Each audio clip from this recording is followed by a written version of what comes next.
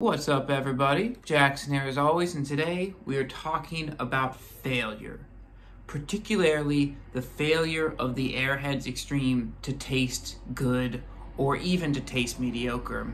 Sorry, loud car going by outside.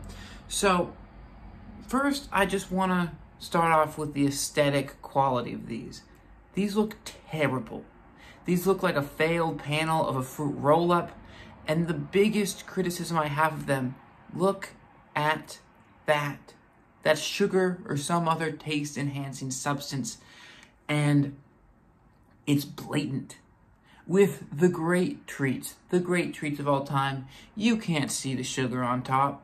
You can see frosting, but frosting's different than sugar. When you think of an amazing treat, such as, hey, not to get too out there, the original Airhead, the sugar is secret. The sugar is in the thing rather than on top of it. So that's failure number one. And then I'm gonna have to take a bite. Not looking forward to it, to tell you failure number two. Failure number two, these aren't extreme at all. These are in some ways less extreme than the original Airhead. They claim to be sour. This is probably 50% as sour as a Sour Patch Kid. And Sour Patch Kids are barely sour.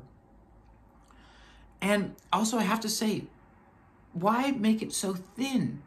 The original Airhead is probably 4 to 5 times as thick as this.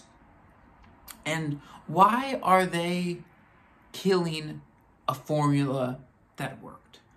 I get that they need to expand the products. I get that there's pressure on them from corporate. But to make a failure this significant is disappointing to everybody. I'm going to put this whole thing in my mouth, and then I'll tell you about how I felt about that.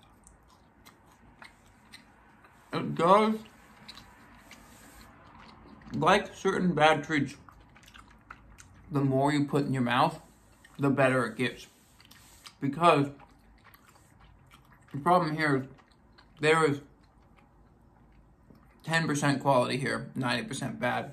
But the math around that and the mouth is strange. So if you put that in there, you may actually end up with 20% quality just because of how the equations work. So all in all, I would say absolutely do not eat these.